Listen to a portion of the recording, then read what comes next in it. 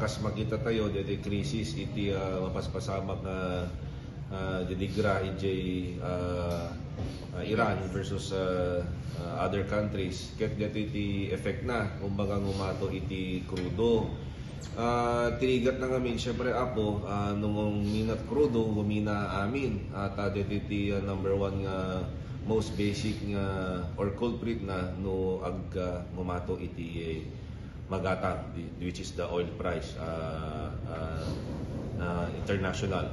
So ada O'Brien City which we will mangtiti fuel subsidy halaeng transportation apo. So nagmi-meeting kami tatay transportation group, farmers and fisher folks in jeepneys.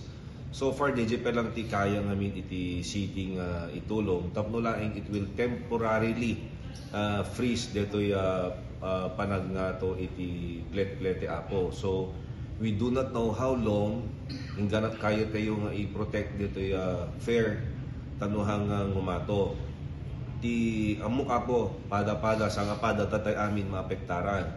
So apay nga riding transportation iti tutukan tayo kasi nga rod that iti number one nga sektor nga maapektaran which aganan no kwa kumbaga ket tuloy-tuloy ket kusawen ket maapektaran nung umato amin ti gasolina umato plete ket marigatan amin riding public. So nga as much as possible i-hold tayo diti pinag-increase na.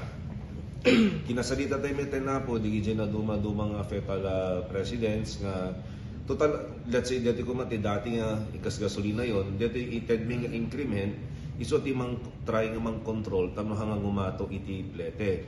But for how long we do not know apo ta dito met ma-project iti mapaspasama iti Middle East.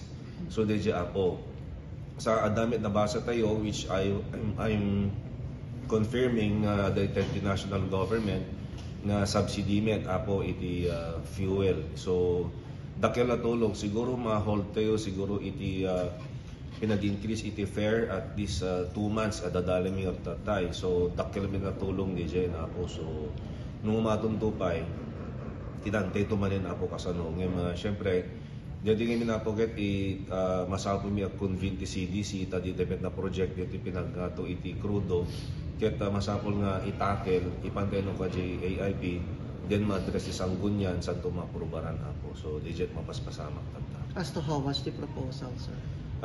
Kung computer mi tatay apo ket dumano iti 16 million iti iwar iti city government just to subsidize iti na duma nga sektor apo. Tapos lang ma-control farmers, fisher folks tap na kanunay nga ngumatomit iti magatang baka chain reaction ngamin namin apo.